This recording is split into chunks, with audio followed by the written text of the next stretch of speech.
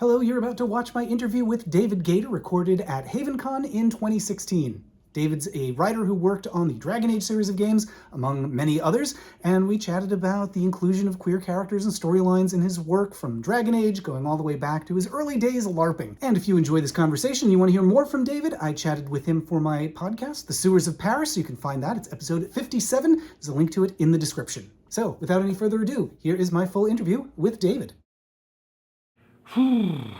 It's weird because the RPGs are sort of my bread and butter. But generally, when I play an RPG, I play it once, I experience the story, and then I put it aside. I've heard some people who play RPGs repeatedly, but for me, it's a self-contained thing, like a book. And I mean, I suppose I could go back, like a book, I could go back later, even knowing how it sort of unfolds, and experience it again. But it wouldn't be quite the same. And even with a game, if it had a different, if you made different choices and it ended differently, I was like, sure, I could do that, but it wouldn't feel like that was my story, because my story would have been the first one. So generally, when I think of the games that I played a lot growing up, and that I keep playing as I move forward, is probably strategy games, especially like grand strategy games, like with a deal with history, like Crusader Kings or games that involved in World War II, because I guess for me, history is a story, and thinking about the permutations of history, how things might have gone differently, and how, in some ways, history is so much stranger than fiction. I know it's kind of a cliche, really, but it always feels true to me that the arc of history. I guess it kind of ties into how I do my world building in a way. But I mean, I guess history to me has always been enthralling. The kind of real life stories that change the world, right? I guess that's always attracted me. So yeah, that's where I always end up going. It depends on the strategy game specifically, because there's some strategy games that are basically war games where you're selecting units or directing the overall front of the war, like a game like Panzer General, for instance, where you have a front and you're determining how the various battles, and you have units that are like the tanks or the soldiers, versus a grand strategy game, which is more like you are in charge of a nation. And maybe it's a nation at a particular point in history, like England in the Victorian era, or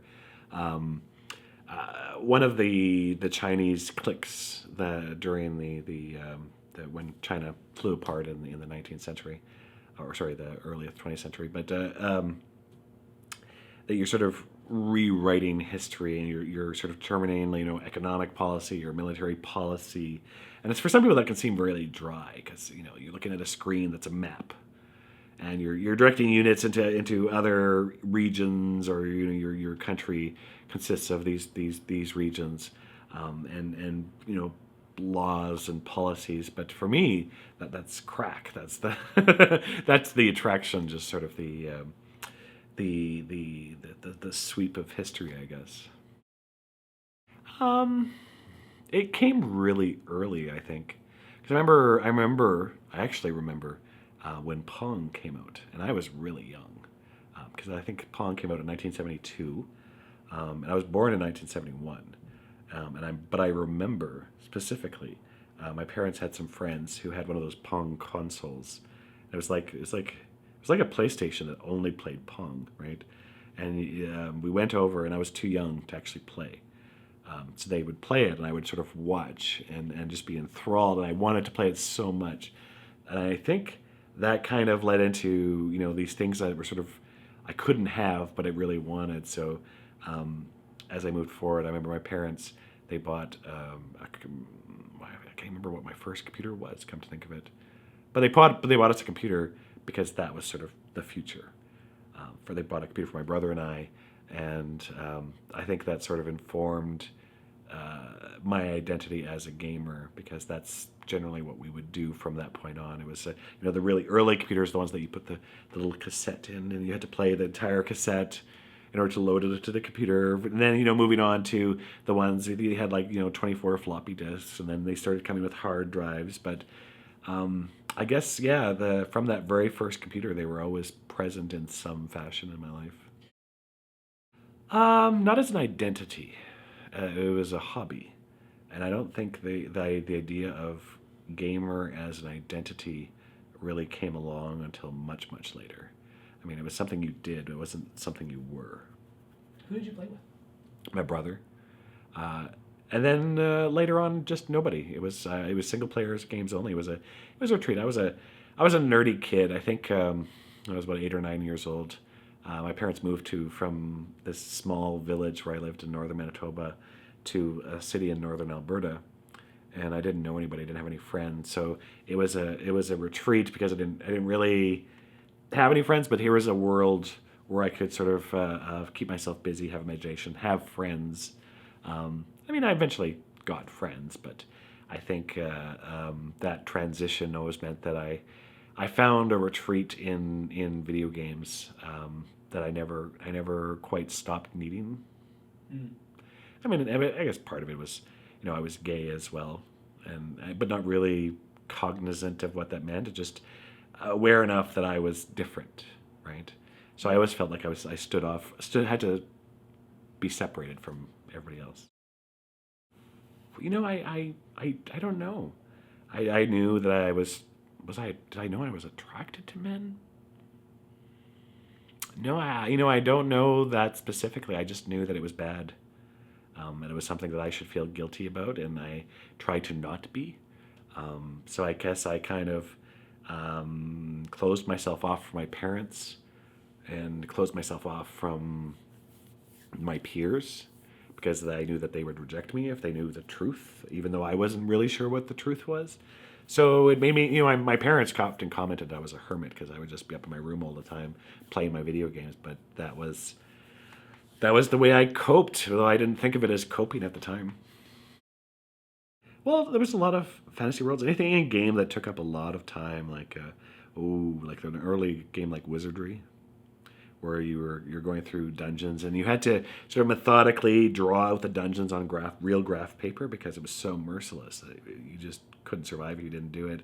And it was a challenge. I'd have all these sheets of graph paper for all the dungeons that were in the game, and then I would finally finish it and just move on to the next one. Right? Like I don't know. And it was the story. Like when we finally got to the point where a game like Ultima 4. The Ultima 4 Quest of the Avatar, I think, was the first one. The first game that I remember being a story. Instead of just sort of being like, even like sort of wizardry, it didn't have a story per se. You were adventurers. You ventured through a dungeon, but I don't remember there being an actual tale behind it. Whereas Quest of the Avatar, there was a story. There were repercussions to your actions, so you could be good or evil, and you needed to try to be good in particular ways. And I remember being sort of very enthralled by that. It was a different world, right? I was transported. No, it was always single player. I don't think I ever played multiplayer games until massively multiplayer games started coming out, and that wasn't until I was an adult. There was no internet. There was no community. I think the really early internet, you had the bulletin board systems, right? The BBSs. And I remember that came around when I was in high school, and I was definitely part of that. So there were people that I talked to. I think that was my first inkling that I wasn't a weirdo. That there were other people out there who liked games as much as I did, and I knew there had to be. I remember it always would take hours. You had the modems, right? And so you'd call, and you get a constant busy signal, and then maybe your parents would pick up the phone, and you have to scream bloody murder, get off the phone, oh my God. Finally, you'd get on the BBS, and that was really, they were just essentially like online forums as they are now, but just in an early form. And you could talk to people about things that none of my friends, like in school or I think that this isn't what they were into. So we'd talk about video games or how to solve a particular puzzle in a game, or I don't know. But they in a way, the people I talked to online weren't my friends. So I had my friends, and I had the people I talked to about games and gaming, but they were two separate things, I think. I can't remember. I can't remember a specific moment where that came about, because I think at some level I was always kind of pretending. Back when I was in the closet, I was always pretending that this wasn't real. That I just didn't think about it or didn't talk about it. It didn't actually wasn't actually legitimate. And I think the act of talking to someone about it would have made it legitimate. So I just didn't accept that could be a thing. I don't honestly. I I can't imagine. I can't imagine how different it is for kids nowadays. I mean, if I'd back then, if I'd had any heroes that were gay, or any talk about how that was okay, or I can't imagine how that might have changed the way I grew up, because that just didn't exist at best. I remember growing up, there were some references to it on the occasional show or something, but it was either, someone dying of AIDS, which was bad, or it was a joke. But it certainly had no relation to the games I was playing. Those were two different things, right? And it certainly had no relation to entertainment, and my parents didn't talk about it. Well, they didn't know. I mean, it was really a disservice. I wish I hadn't had all these things built up in my head of what I thought they would think of it. So, I kind of judged them, and assumed they would respond in a certain way, when the truth was, as it turned out, was really far from what I built up in my head, which was too bad, really. But I had no way to think that it might be otherwise. I had no examples, no examples of how to come up to your parents, how to talk to your parents about it. No shows about how to talk to anyone about it. No reason to think that it was anything but something that was shameful. So I just kept to myself, and it wasn't until I was an adult and out on my own, where initially, I was in the closet for a while, and then after a while, I was just like, why do I feel bad about this? All I'm doing is carrying around this knot of shame, and all it's doing is poisoning me.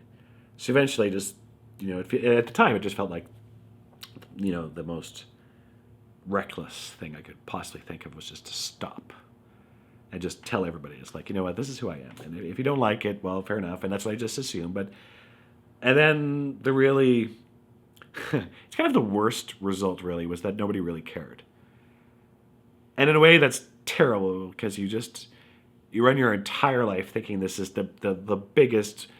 It's basically like an atomic bomb waiting to go off, and then you do it. You press the button, right? And you expect the atomic bomb to just like lay waste to the entire countryside, and everybody's like, eh. And then you're like, but in a way, that's almost worse. Like, why isn't it a bigger thing? And then you're like, wow, did I waste so much time? Well, I came out in stages. So it was first to my friends, my immediate friends, and maybe then my coworkers. Well, depending on which job I was, because it was different. I was a waiter in the hotel industry for a while, and then when I moved over to the games industry, I was back in the closet again, just because it felt like a very different environment. But I guess when I first came out, I guess I would have been 22 or 23. That's why when I read about people coming out in high school, I'm like, I can't even imagine. High school was torture. That's what I remember high school being. Torture. Oh, just I remember once talking to someone in high school. Just we're in the library and talking, and there's people around listening as we're talking, but I wasn't aware of them. And as I'm talking, someone just tossed a magazine, like a Maclean's magazine. Maclean's is a Canadian magazine. Just tossed a magazine on the table, like right in front of me. So from behind me. And it was the front page was how to tell if someone is gay. And I paused, and I'm looking at that, and it's like, okay, so someone this is like clearly a message. I look around, and nobody copped to it. So that's what it was. It was like this subliminal hostility, this like simmering in the background. Nobody would actually come out and accuse you of anything, but it was there. And so they said they did that to sort of to tell me that they knew or they thought they knew. I mean, I just never acknowledged that this happened when it did, right? But I knew that it did, and they knew that what they did, and it was a message, and that was just the way it was. In high school, probably nothing, because I mean, what did you think would have happened? you know, the worst thing when you're a kid is being different. All I wanted to do was fit in. I mean, I remember at the time, it was the popular kids that I was trying to get along with. All I wanted to do was be one of them. And you know what? Probably, as an adult, when I think back on it, they were probably just as terrified as I was of other things, feeling like they didn't fit in or feeling like they were different. But at the time, I felt like I was the different one, of course. So I guess I assumed I would have gotten beat up. And maybe I would have, but you know, there are worse things. I didn't feel like I was suppressing something that was inevitable. I felt like I needed to change myself. You know, like if I just tried hard enough, I could be something else. I mean, I played Dungeons and Dragons all the time, and that was all pretend. And it was the kind of pretend that you sort of made real. So isn't this similar? Aren't we all playing roles? If you play a role long enough, does it become real? I don't know. I don't know that I actually thought about it that hard. All I knew that I wanted to be someone else really badly. I remember praying to God. Like, there was no God in my upbringing. My mom was a Catholic, but my dad was essentially an atheist, I guess, and I didn't really know much about God. I was in Sunday school for a while, but then my dad said, well, if they don't want to, meaning my brother and I, if they don't want to go to Sunday school, they shouldn't have to. And so my mom let us make the choice of whether or not to go. And so both my brother and I was 4, and my brother would have been, I guess, 8 or 9. For existential questions. And we both said, "Oh no, we don't want to go," because it was a pain in the ass to go to Sunday school and wake up early on Sundays. It seemed like such a bother. And I wish now that I hadn't been given that option. Because in a way, it's like I know. There's some people who are like, "Oh, religion is bad," but in a way, I wish that I'd had that they hadn't given me that choice. Because I mean, I think faith has value. And I wish that I'd had more grounding in that to realize what that decision was when I was making it, as opposed to I just don't want to wake up early on Sundays. So, but I don't blame my parents for they thought they were doing the best thing, but I didn't really know much about God, and I think that added to the idea in myself that I was a bad person, because I knew enough about God to feel guilty, and to feel like I was a godless person. And sitting there and not even knowing really how to pray, but praying to God that, you know, if you make me normal, like all the other kids, I will be a good person for you. You know, if you do this, and then, of course, you know, that doesn't do anything. But, you know, so I kind of thought negotiating isn't that what praying was all about? I didn't know the answer to these questions, so. It was hard. I mean, I just wanted to fit in, and I felt like I didn't, and that's, I mean, but then in a way, didn't that make me who I am? In a way, it made me the person who was able to conjure fantasy worlds and write, because I spent a lot of time inside my head and play games, and those are all good things, but, you know, if we change that, if people don't have to deal with that anymore, does that mean all of a sudden writers won't exist? I don't think so. So I don't think, sure, they're part of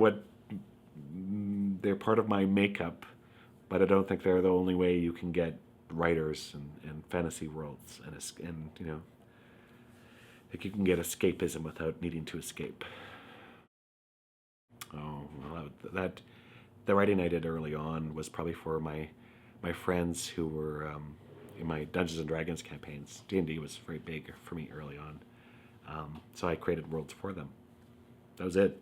I didn't write stories per se. I created comic books. I had two realms that I operated in. I had the comic books I made. I wrote comic books. I love superheroes, and then I had Dungeons and Dragons, and I would make everybody. I actually think every DM who's run Dungeons and Dragons, especially as a child, they made their own fantasy world, their own version of Tolkien or whatever it was that they loved, that and sort of slowly developed their own world. And my friends would be in that, and I created stories for them. And I think that was always the thing. It was never I created stories, period.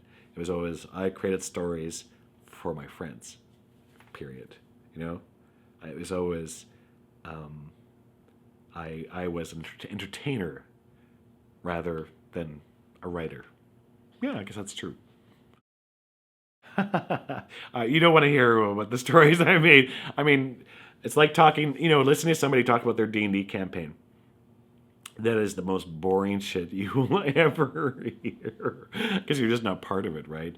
But every one of them I sort of took something away from. And actually, if I'm honest, the early stuff when I started, I just sort of liberally stole from all the campaigns that I'd done over the years and if you play Baldur's Gate 2, I swear I wrote about half of that game. I don't know, maybe not half, but I just sort of liberally pillaged from all the D&D campaigns I had when I was a child, which is like for some really minor stuff too. It's such a waste, but regardless, that was initially how I wrote for games, was just drawing directly from my experience, and then once I ran out, I was like, oh, I guess I got to make new stuff, and then sort of redeveloping my process. But yeah, initially it was all the original stuff and all the characters we had names for. And I mean, it was a combination of the early D&D campaigns, and then I did live role playing for a while, which was sort of taking my DMing for a small group, and now I'm kind of DMing for a really big group, like a group of 50 people or something. And it's exactly the same thing. It was always entertaining a group of people and trying to make a world that I felt was realistic. I don't know why realism was so important to me, but all the worlds I sort of rejected high fantasy. Things that were sort of really lots of magic and dragons and stuff like that. I never found that interesting. I wanted grounded fantasy. Fantasy like you could imagine happening in our own history. So like take historical fiction, just add a little bit of magic to that or something but that it was I could imagine it having happened in our world. That was what I liked. I had this whole campaign. I remember once. I don't even want to go into it because it sounds so lame. But I had this whole campaign that I did for a friend, where the entire thing was he was in a whole city I had developed and in a world I developed, but a plague started, and I'd done a lot of reading. And back then you had to go to the library to do this reading. You didn't just Google it online. But I did a whole bunch of research where I read about how the Black Plague spread. I think that was in the 15th century. Anyway, and how people dealt with it at the time, and the superstitions, how they thought they could treat it, and sort of the slow development, when courts went into seclusion and so on and so forth. And I sort of translated that into this fantasy world, and that's really all it was. And my friends initially thought that they were supposed to solve the plague. They're supposed to, get some magical something and heal the plague or whatever. And really, it just ended up being about them trying to protect their loved ones in the face of, the lords of the city are closing down the walls, or now it's like, well, how do we get people, your loved ones, to safety, and where is safety, and now there's a riot and things like that, and they just sort of abandoned the idea that they were supposed to solve anything, and they just sort of reacted, and the peril itself made them as characters sort of draw closer together. And I think that's, I've always leaned more towards relationships as the purpose, not plot. Plot, things happen, and that's great. And you need things like, world events and so forth to happen, but that doesn't draw me. And I don't think it draws readers. I don't think that's what's important. I think they're just the backdrop, and you want the human characters and to relate to each other and to love one another and to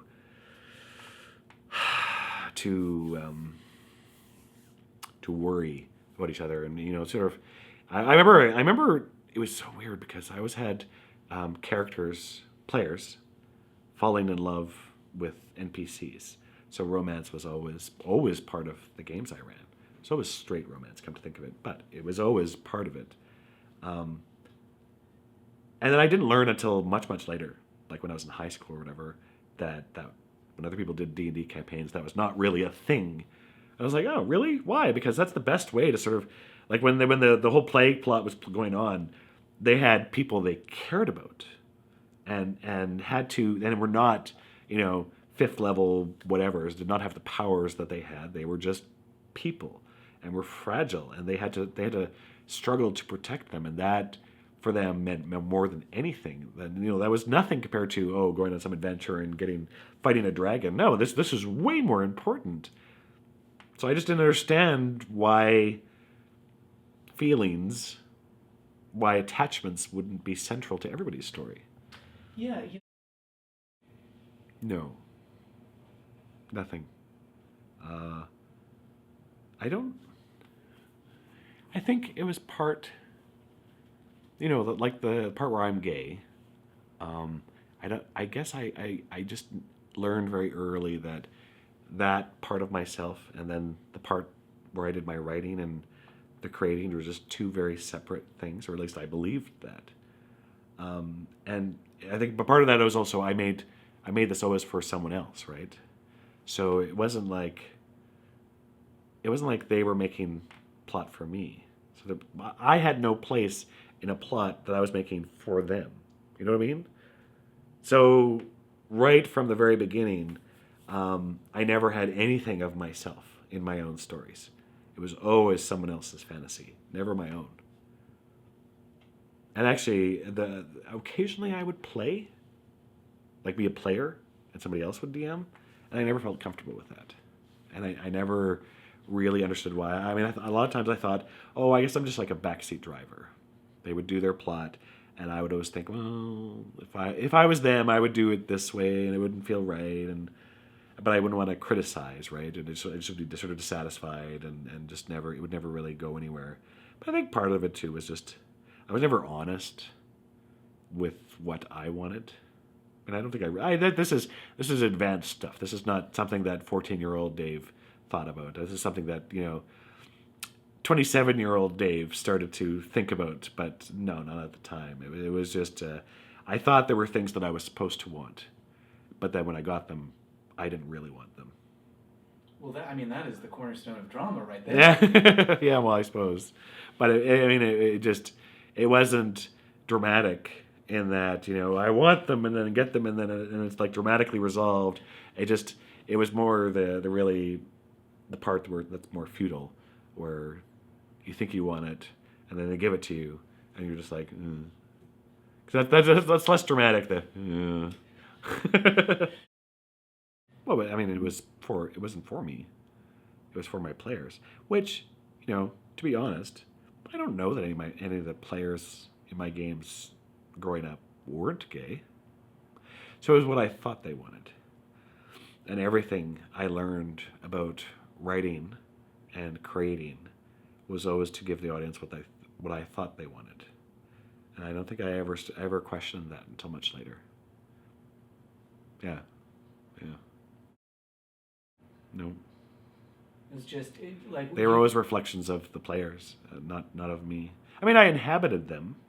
I learned to inhabit roles. I was the games we played. I always would jump into NPCs. I could actually have NPCs talking to each other, and they would have different voices or accents, and I'd play them out like it was theater. And the players would always know exactly who was talking because I just would sort of be that character. And I was always insist, like they can't say, well, I do this. No, no, no. Or I say this. They then say it. Inhabit the character, right?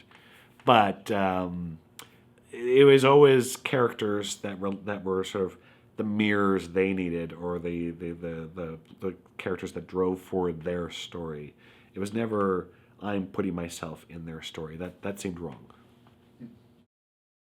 You know what? I was not aware that I was dissatisfied with that at all until I started at BioWare. Oddly, until well, not even when I started at BioWare. Geez, we're talking probably not until Dragon Age Origins, actually, because I mean BioWare started having gay characters in games prior to that, but I didn't get to work on a gay character in a game or gay plot until I want to say 2005 when I started working on Dragon Age Origins, and the idea that this part of my life could now intersect with that was bizarre. Because I mean, I guess there was always growing up, video games were always for children, and homosexuality was not proper to be exposed to children. So you wouldn't have video games that involved homosexuality. So I just even being in the industry, I just assumed that those were two things that were never going to be come into connection to each other.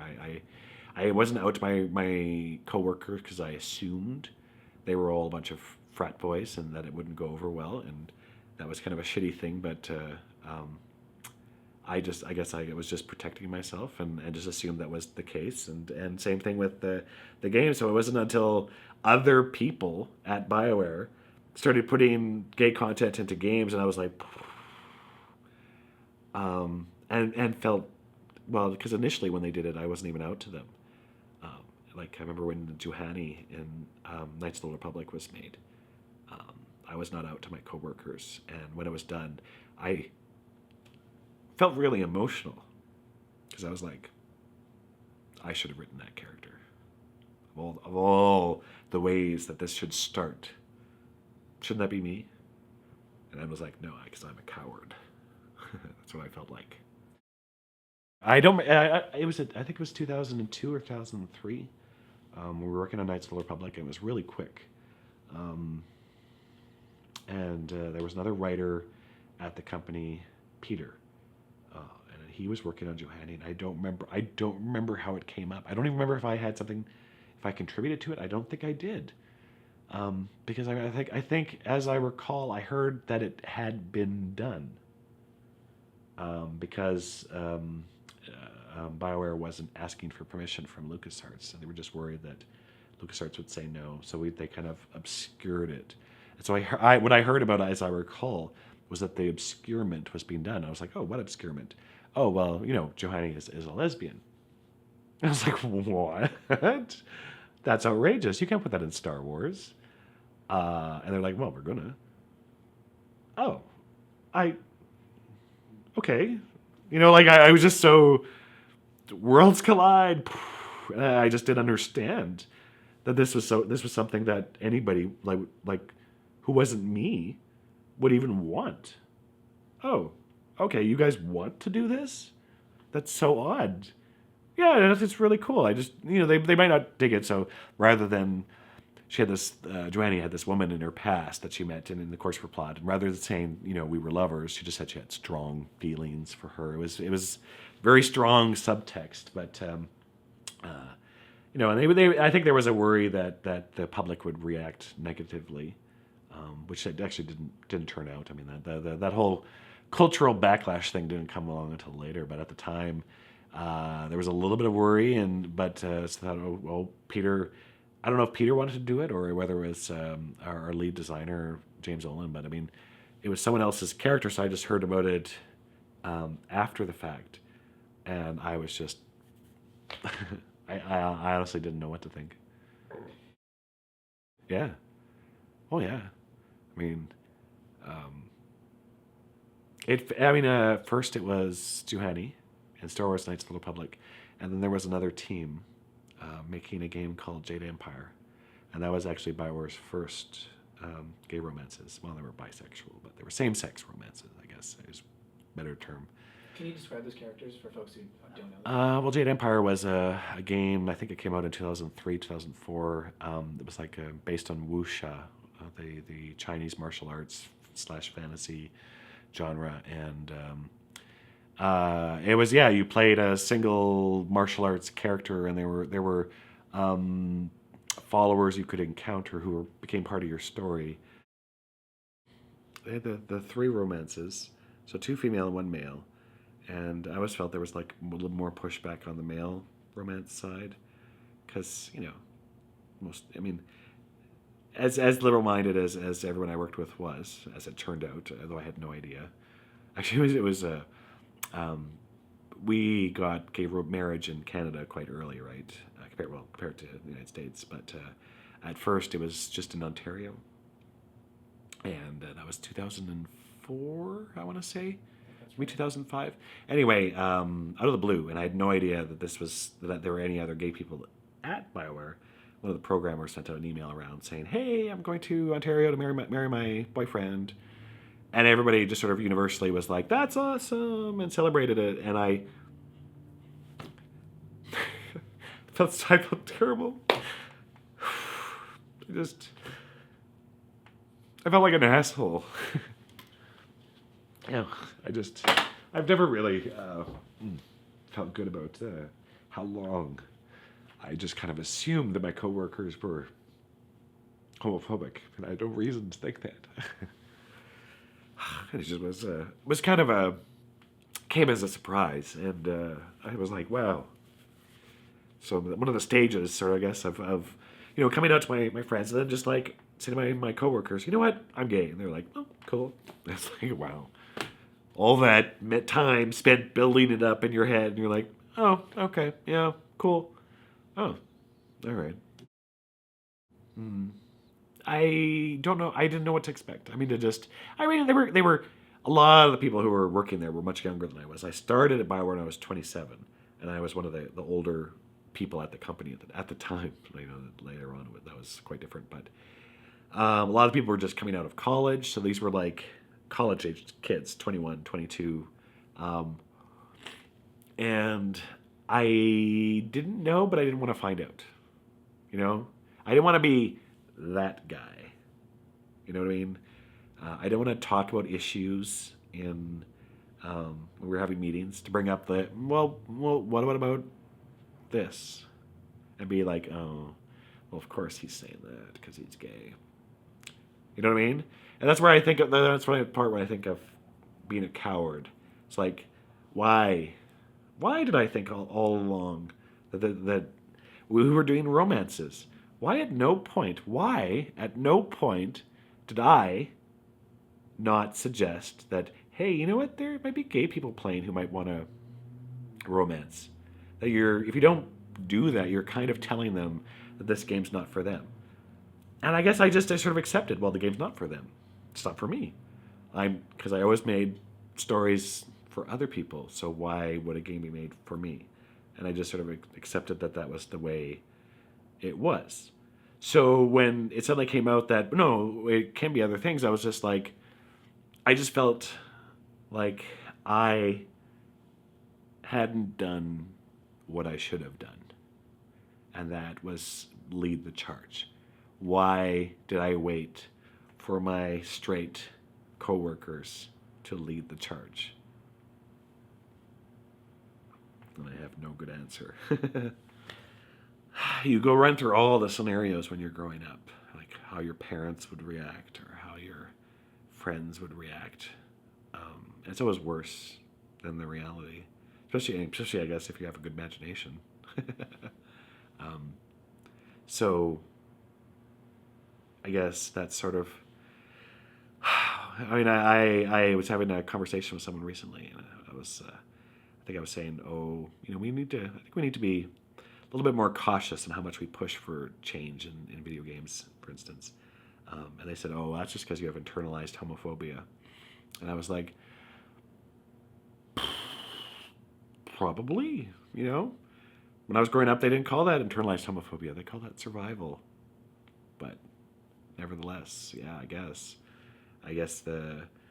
so many other gay creators that I've spoken to have mentioned that they actually censor themselves more than they are censored.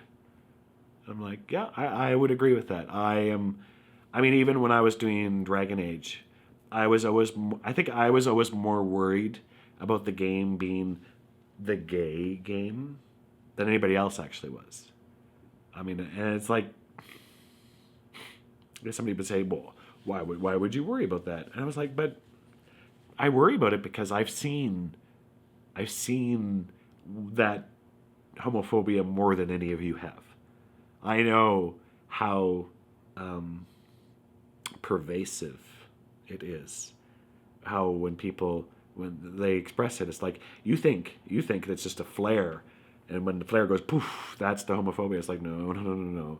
It's the people who are sort of dancing around it and kind of mealy mouthed, kind of trying to express different reasons that aren't actually homophobic. No. I have experienced that, and I know what it feels like, and I know what it does, and I just sort of could imagine the forums, people online or whatever, sort of talking about, well, yeah, you could play that game, but it's just for fags, and that's exactly what would happen. But then you turn around and you second guess yourself, and you think, well, do I just think that because am I fearing too much? So I don't know. I never had a good answer, and initially it seemed like every fear was sort of blown out of proportion because neither Knights of the Old Republic or Jade Empire got anything but positive reaction. It wasn't until probably Mass Effect, the first Mass Effect and the first Dragon Age, that we got any kind of negative response. And I don't know whether that was really because of those games or because the cultural backlash was starting. I'm just trying to figure the timeline. When I actually came out fully to my coworkers, I think it might have been around the time Jade Empire came out. Yeah, and that was part of it. Part of it was realizing that I had coworkers who were also gay, and I just had no idea. And so in combination, that the realization that yeah, they are. You know what? A, they are a bunch of frat guys, and B, also kind, generous people, liberal, and I shouldn't make assumptions on their behalf. Oh, okay. And then by the time I told my immediate coworkers, I said, I want you guys to know I'm gay. And they're like, cool. You're gonna do the gay romances then? yeah, I could do that. Oh, okay, cool, good. That's great. I didn't want to write them. Cool. I'm happy to. That was how I remember actually the first conversation being. Really? Yeah. Who was that with? I don't remember. I don't. I remember having the conversation. Maybe Drew Karpyshyn? Maybe? I don't know. Probably not. I don't want to put words in someone's mouth who didn't say them. But I just remember being so like, oh, cool, yeah, great. So you can write those romances that. No, not. I don't want to make it seem like they were squick about it. But whenever we did romances, there was always writers who preferred one type of romance over another. And initially, right at the start, I Baldur's Gate 2. I did 3 of the. I did 2, and I did two of the female character romances, and then one of the male character romances, and because there was some initial I don't know, I had no problem with it. Male romance, woo, let's do it. There was a good reason for that, but. Well, that would have been by the time I got to. Was I for Knights of the Republic? Yeah, probably. So Knights of the Republic would have been Karth and Bastila. And then I moved on to Dragon Age Origins, where I did Alistair and Morrigan and Zevran. I think Zevran was the first time. Because I remember that was starting Dragon Age Origins. I'd actually asked if I could write a gay romance, like homosexual, and I was told no. That right, like that much content, a full gay arc, full romance arc, just for that small percentage of players just seemed like it would be too expensive. So they said you can write that character, which was I'd been reading up on how the CIA sort of recruited gay men to be assassins in the 1960s because gay men had less family connections, so less sort of bogging them down, and they also felt, for some reason, I guess 1960s, they felt that gay men had less empathy. Yeah. And I thought, oh, that's really. Even though I'd been reading about this, I was like, oh, I could write a character about this. So I was told you can write the assassin character you like. That's just fine, but he has to be bisexual, just so the content gets double use.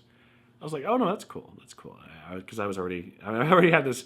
It was my first gig as a lead writer. It was already a big proposition, and I was not going to fight for that. And that even in itself seemed like a huge step. But Zevran, who was that assassin character, was the first character I wrote that was a same-sex option. And to be honest, when I wrote him in my head as a gay romance, regardless of how he could be played. And that, I remember I was just really excited about Dragon Age as a whole. I mean, I made the world, and that was just when James tapped me. He's like, "Oh, he gave me an atlas of Europe, and was like, can you make a world that's sort of a fantasy version of Europe?" And I'm like, "Well, that's like Tolkien, right?" He's like, "Yeah, but our version of it." And I'm like, "Cool." So I made that, but I still thought that this element, like someone had once asked me, they're like, why are you so excited about the romances specifically? Because they're such a small part. And I said, well, because I've written other people's romances forever. And this, despite it is a world I've created, and that is part of it, that this is a part of me in what I'm writing. So it's not, I love Dungeons and Dragons, always have, but this was my world. But also these romances, and this one in particular, it's like this game is not saying to me, this isn't for you. You know what I mean? This is something I didn't know was missing from my own work. That sort of a piece of me is now in this world and in this game. And if I was a player as opposed to the storyteller, I would totally choose to engage in that. And I would feel like, for the first time, it was a story that included me from the beginning, as opposed to I'm there accidentally, but not intentionally. You know what I mean? Well, it's like I'm allowed to be in the building, but I wasn't invited. That's the difference. And at the time, it just seemed revolutionary. Not revolutionary, like the word revolutionary has been cheapened to just mean new. But it felt like the order of the universe was being overthrown. It's weird now when you think about all the reaction, the cultural backlash and Gamergate and so forth. But at the time, there wasn't any of that. And it just felt like all those things we assumed were acceptable.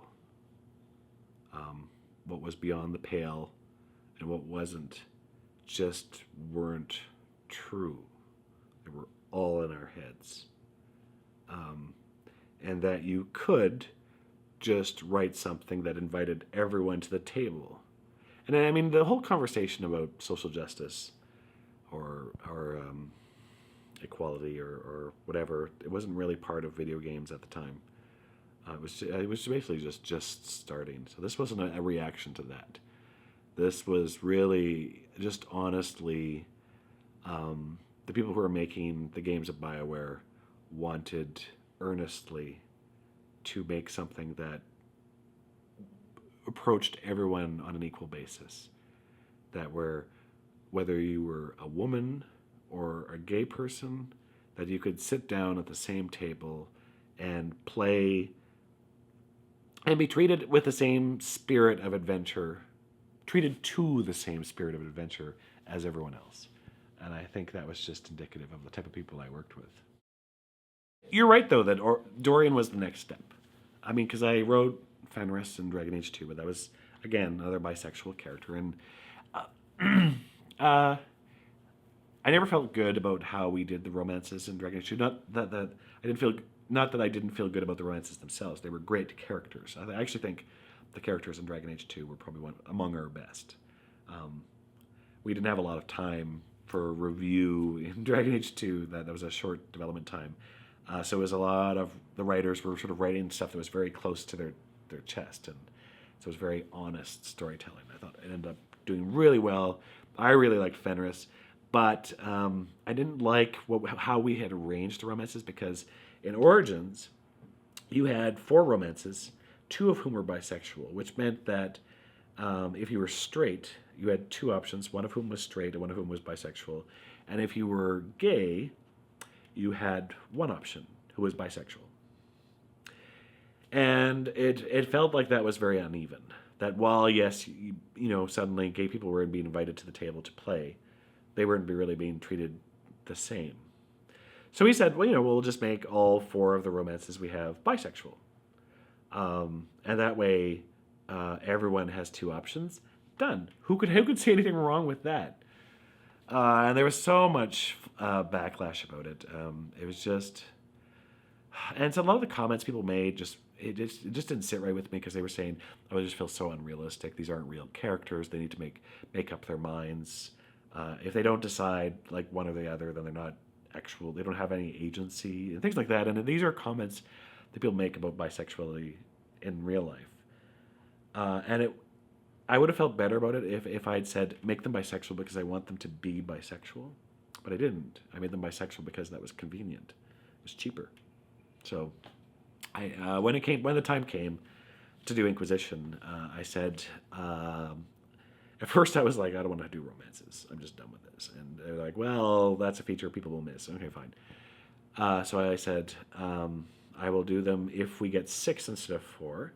And that way I can have 2 bisexual, 2 straight, 2 gay. And that, in my mind, that's even. Everyone gets the exact same amount, and there's sort of, everything's treated equally. And they were like, yep, sure, no problem. And I was like, I actually thought I was asking for too much. That even if Mike Laidlaw, my boss, said, okay, that somebody at Electronic Arts, up the chain of command, would have gone, ooh, it's too much gay. Nope, no one did. So I was given the go-ahead. So that's how Dorian came to be, sort of. Because, I mean, we don't just say, okay, we're going to make a gay character. It's like, we knew we had those slots. We didn't worry about them. We made all the characters first. And then we revisited them and said, okay, who do we want to be romances? And at the time, Dorian was like a Tevinter mage. But he wasn't gay. And it wasn't until the possibility, I think it was Patrick Weeks who raised, well, maybe he's gay. In terms of, we were trying to figure out why he left his homeland. And I was like, oh, that fits nicely. And all the things slotted. And as soon as we figured it out, and then I thought, oh, so what if he's like the gay Tony Stark? And I was like, I just sort of told everybody in the room, I'm like, I think I'll write him, thank you. And nobody objected. So everybody there was sort of being Canadian. We were all very politely sort of circled around the characters we all wanted, but didn't really announce our intention. But even so, by the time it came time for the writers to say which characters they wanted, there was no overlap. They just very politely had all picked their characters, and without actually fighting about them, and just whooped. And Dorian was mine. And that was the first time I was faced with the idea of writing a gay character who would only be romanced by men. And it was strange because there was a brief period initially where I was like, how do I even approach this? And I was like, well, it's not that different from everything else I've written. It's actually just more personal this time. So I just wrote another romance like I normally do. Well, this one was just like, what would I want? Which is a different question to ask, really. I was digging down into some personal issues. There are people who assume that what Dorian went through, like his character issues, are my issues, and I guess I'll just take that as a compliment that it was good writing. And of course, it's not. They're not the same. But I was digging down into things like for all the characters I wrote that were bisexual. There's some things that you couldn't write about because they only apply to being gay, as opposed to being bisexual. And not to say that bisexuals don't have plenty of their own issues, but they are different issues. So there were some things that, as a gay man, writing a gay character, I'm like, well, I'm never going to have an opportunity to write this for anybody else. So I'm going to write about some of the things that apply specifically to him being gay. So that's how I approached it. Quite a bit. I have issues with my father. A lot of unspoken issues. And so I wrote a plot for Dorian where he confronts his father about something his father tried to do, and it's my father.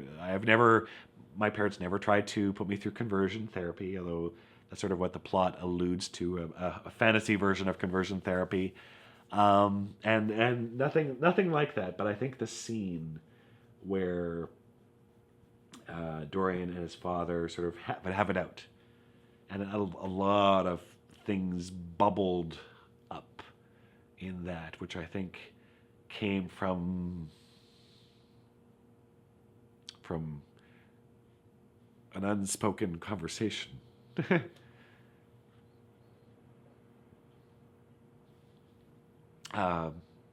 So it certainly hit closer to home.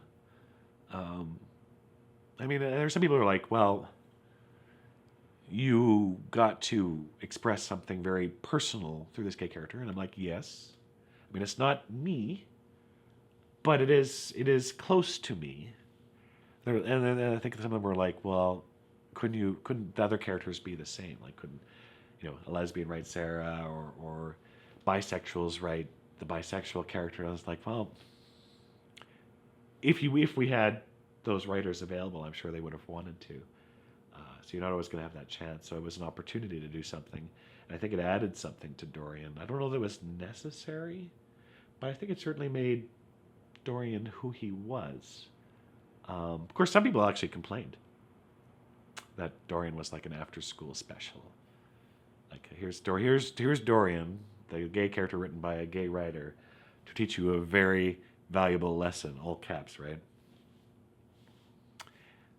Maybe part of me very selfishly just wanted to make a gay character that talked about gay issues. I don't know. But then part of me says, is that a bad thing? Someone said it was cliche, and I'm like, how the fuck could it be cliche? Being cliche would have to mean it's overdone, which would have to imply it's been done even once. And I don't recall that ever being the case. This may, in fact, be the first gay character. I suppose since then, there's been like Life is Strange and Gone Home. A few examples. Wasn't at the time. So I find it hard to swallow the cliche argument. But I suppose there are elements. Even outside of the plot with his father, there's sort of types of things I draw on. If not necessarily myself, some friends of mine. I remember I had an argument once with somebody who said that Dorian was very flamboyant and how that was stereotypical, and it made me angry because I have friends who are effeminate, and I refuse to subscribe to the idea that the only way a gay character can be acceptable to the public is by making him masculine. As if those gay men who are effeminate are somehow unacceptable for public consumption. That we must pretend that, gay characters must be straight acting in order to not be negative, which is to say that my friends who are effeminate are negative stereotypes. Like, you know what? I'm just not going to buy that. And if you want to say that, well, he was the only gay character in the game, and that even if he was written by a gay man, he's still a stereotype, and okay. I don't know how that's going to be. I don't know what ideal universe is going to exist where every single element is going to write up. We're going to have a gay man writing a gay character in a project that has multiple gay characters, and that they're all going to actually portray the breadth of humanity that are gay men. It's like, I don't know that that's ever going to be a thing. I tried my best. That's all I can say. It's a lot of pressure to put on Pandora. Yeah, I suppose. Exactly right. I mean, I do know somebody who's like Jack. So when they say, "Oh, he's a stereotype," it's like, well, there's some truth in stereotypes. I mean, but I mean, it's not to say that there can't be negative stereotypes as well. If that was the only portrayal, well, that would not be good as well, right? I mean, it's one thing. I mean, for all the characters like Jack or Dorian, I would like to see actually more masculine gay men portrayed as well, because I know those as well. He just was what he was. Yeah. I wish we had pushed the BDSM element. I remember what Patrick Weeks wrote actually did push that a little bit more, but some of the people at the company were a little uncomfortable with that. Even then, it's like I personally didn't think he'd actually push it that much. I think he could have pushed it further, because I think there is room. I mean, if you want to say, well, where else do you think romances could go? I think there's more to fantasies. I mean, I'm not talking sword and sorcery fantasies. I think there's more to fantasies to explore. When people, I've had so many people who said, I romanced Dorian, I'm straight, and it just was so eye-opening. And it did not make me gay. I was like, okay, phew, because if you were saying that, I'd be worried. But it was so neat to step into somebody else's experience, and I feel like I got a taste of what it was to be gay, and I've never had that experience, like sort of like having permission to experience something else. And I've had people say that they were gay, and that playing Dorian helped them come out to their families, helped them realize who they really were. So it's like, what about other fantasies, things that we tell ourselves that aren't right, like fetishes or BDSM, that if there's a safe way to explore that fantasy, and not like sort of like I have to buy some game that's really all about exploring fetishes. No, but in the context of a fun game, here's this part of it that you're like, you encounter, you like this character, you say you like Iron Bull, and you're like, huh, I have no idea what that would be like, and you explore it, and maybe it checks a certain box that you didn't know needed to be checked.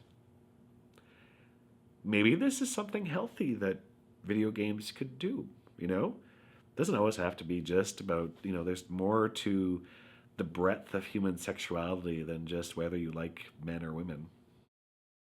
Yeah, that's true. I mean, I don't know that I would always need it. It's like, I've obviously wanted for a while to do a gay character, but I'm not sure I would approach every project and say, okay, who's my gay character that I'm writing this time? I don't know that I need that, but I certainly know that what's possible once it's there. I think if I did do more gay characters, I would probably try to explore some different things. That's something I always wanted to do, even when it comes to the stories I wrote. Once I've moved on from a type of story that I've done, I want to try something new. So we'll see. I mean, I don't know that I'll get to write romances at all in the future. I don't work for BioWare anymore, but we'll see. No, there's lots you can do. I mean, in fact, I find a lot of fans actually do sort of want the same romances over and over again. It's like, no, as a writer, I want to try new things. It's like, Alistair in Dragon Age Origins was immensely popular, and there were people that just really sort of said, I just want another Alistair. I'm like, yeah, but you're gonna have to get that somewhere else, because I wrote that already. Well, I was leaving GamerX Australia, and I just felt I wanted to give something back to them, and maybe maybe it's a little presumptuous to think that a piece of writing in and of itself would repay the thousands of dollars it would take to send me to Australia and put me into a hotel and so forth. But I felt like I needed to say something because I remember I had read a piece where someone was criticizing GamerX and saying, "Well, why do they need GamerX? The gays, all they're doing," and I mean, that's the wrong tone because they actually sort of meant it kindly. They were saying, "Well, you really shouldn't have a GamerX because what you're doing is segregating yourself from the rest of the geek population, and segregation is only going to lead to further division, and that's bad." And I read that and I was like, I don't agree with it, but it's funny because I could empathize with it because when I went to my first GamerX, I really kind of wasn't sure what to expect. It seemed like a regular con, but there was all this talk of safe spaces and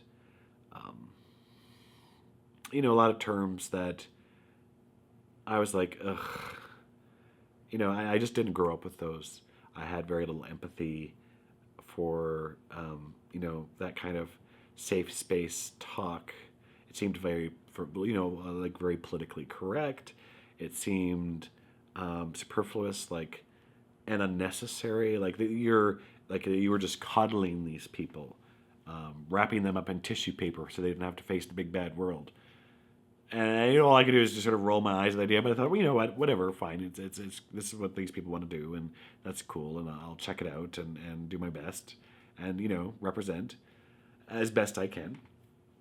But I remember I was at my first GamerX, and I thought it was actually pleasantly surprised when I was there. It's like everybody was very chill, and everybody seemed very happy for everybody else.